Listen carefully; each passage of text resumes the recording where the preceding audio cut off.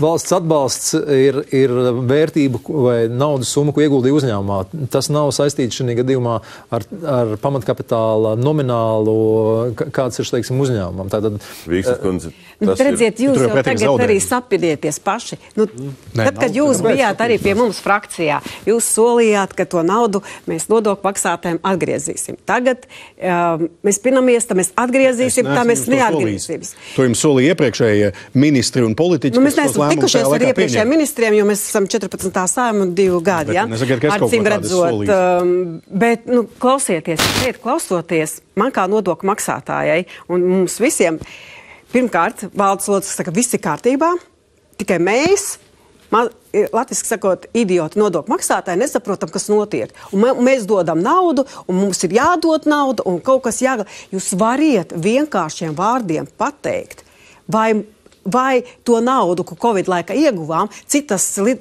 sabiedrības kā KLM, Lufthansa, tā skaitā LOT atgrieza. Mēs neatgriezīsim. Tātad, kāpēc? Tad paskatiet, skaidrā valodā, nodokļu maksātāja nauda, tā ir nopelnīta nauda, saprotiet, tie ir nodokļu maksātāji, kas maksā arī nodokļus. Jums ir jāpaskaidro mums, kas notiks ar šo, kas vispār te notiek. Šodien viss ir skaidrs. Izcila kompānija. Covid laikā valsts iedeva 340 Mēs Covid to zinām, atbalstu. paskaidrojiet, kas notiks. Un tajā laikā tika solīts, ka būs process, kā tā nauda tiks atdot.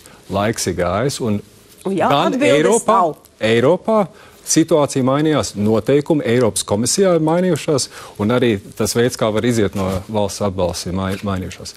Mēs ejam līdzi, un mums ir jākonkurē arī ar pārējiem tieši pieminētām citām aviokompānijām, kam arī nebija jādod. Es vēlreiz par to nodokļu maksātāju naudu. Ir ļoti konkrēti zināms, kurā brīdī kāda nauda ir iedota. Tātad tas viss ir zināms, te nekas nav slēpts, nekas nav caurums. Ir ļoti konkrētas summas, kas ir dotas, un pēdējā lielā summa tad bija Covid laikā.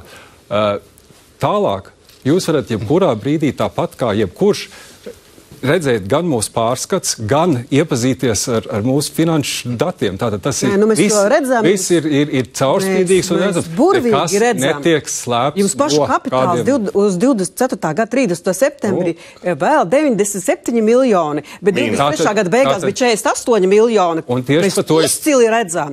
Perfekti redzam. Un jūs varat redzēt mūsu finanšu situāciju. Kā nodokļu maksātāji nauda plūst. Negatīvam pamatkapitālam sakars Vīksnes kundze ar nodokļu naudas plūšanu.